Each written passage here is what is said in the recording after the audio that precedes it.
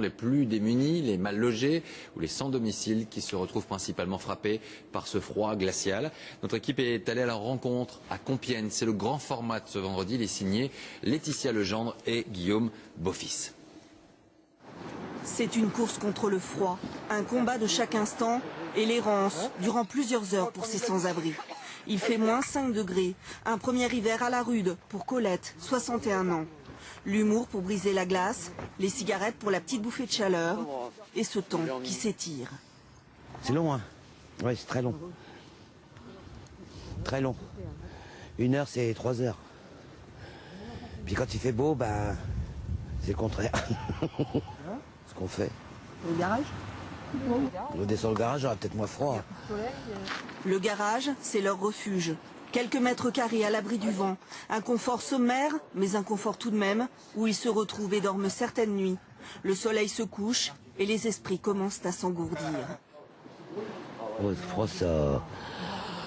Ça anesthésie? Ouais, ça anesthésie, en plus, ça... le cerveau, il gèle aussi en même temps, je crois. On s'adapte, on se réchauffe comme on peut. L'alcool, ça permet de tenir? Pas se mentir, c'est vrai que ça réchauffe.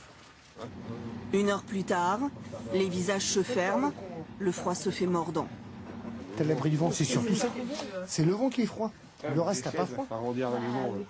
À moi, la nuit, j'enlève mon blouson, j'ai pas froid. Bah oui, je dors sans le blouson.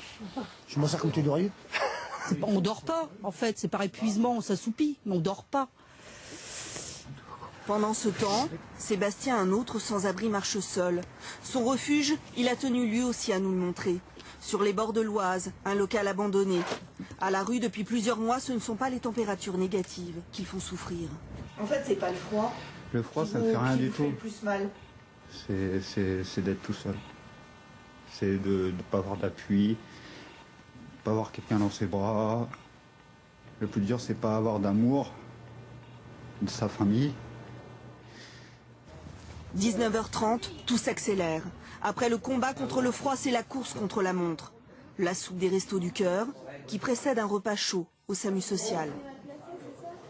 Ce soir, Sébastien s'y rend pour la première fois. Colette et sa bande ont déjà pris leur marque. Certains commencent même leur nuit. C'est dans le froid, on dort pas. Donc forcément, il y a un moment où, fatalement, on tombe. Vous étiez où hier soir? Dehors. Avant-hier aussi. Et avant-avant-hier aussi. En fin de journée, là, c'était dur, là. Ah, vous êtes tous crevés, là. Ah, on est lessivés. Cette nuit, comme 5 autres sans-abri, Sébastien la passera au chaud dans ce dortoir improvisé du SAMU social. Si t'as froid, il n'y a aucun problème, là, tu te remontes une couverture.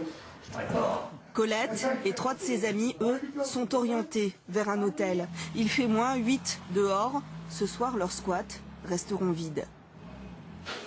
Au petit matin, affluence record pour cette permanence du Secours catholique. Des cafés qui s'enchaînent, un repas consistant le midi et l'assurance de quelques précieuses heures de chaleur. On se fait des pulls, des couvertures, quand on en a.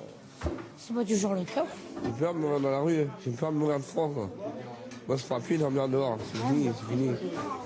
À chacun sa stratégie, en groupe ou solitaire, pour tenir quand le thermomètre plonge. Il faut que la tête elle marche tout le temps. Il faut que le mental marche tout le temps pour que justement et remonter le moral des autres, pour que les autres remontent le moral des autres. Parce qu'il y a toujours un qui lâche, donc il faut remonter le moral. Vous allez marcher, vous vous occupez pour vous réchauffer, quoi. Parce que logiquement, je dors la journée. Et je m'endors la journée sans m'en rendre compte, mais je dors pas la nuit. À 16h30, dès la fermeture de la permanence, le groupe de Colette reste soudé. La course contre le temps, contre le froid, va devoir recommencer.